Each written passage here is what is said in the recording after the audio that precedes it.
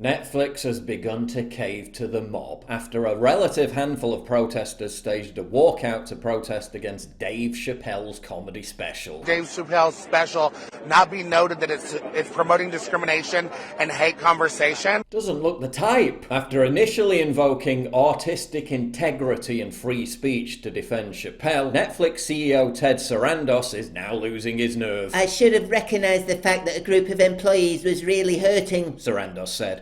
He added that he screwed up in handling the backlash towards the special from employees. What I should have led with in those emails was humanity. I should have recognised the fact that a group of our employees was really hurting. Sarandos walked back his prior comment that the content did not contribute to harm in the real world.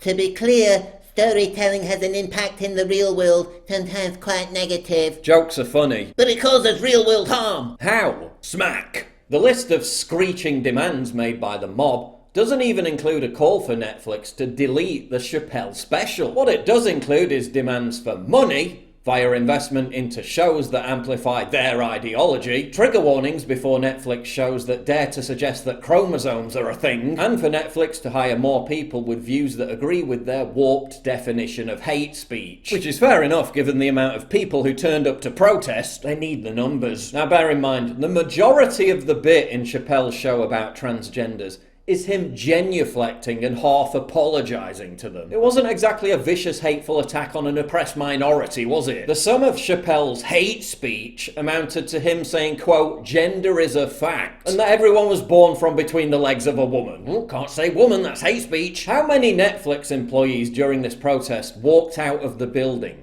Dozens. How many employees does Netflix have? 9,400. So you're caving to the demented, hysterical demands of an infinitesimal number of woke zealots. You're apologising to a tiny extremist minority. You're allowing a minibus full of morons to dictate the future of your company. Yeah, good luck with that, Netflix. Let's see where it gets you.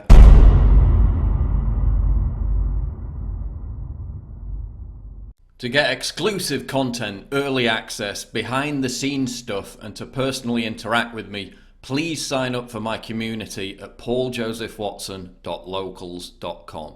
Link in description, and thank you for your generous support.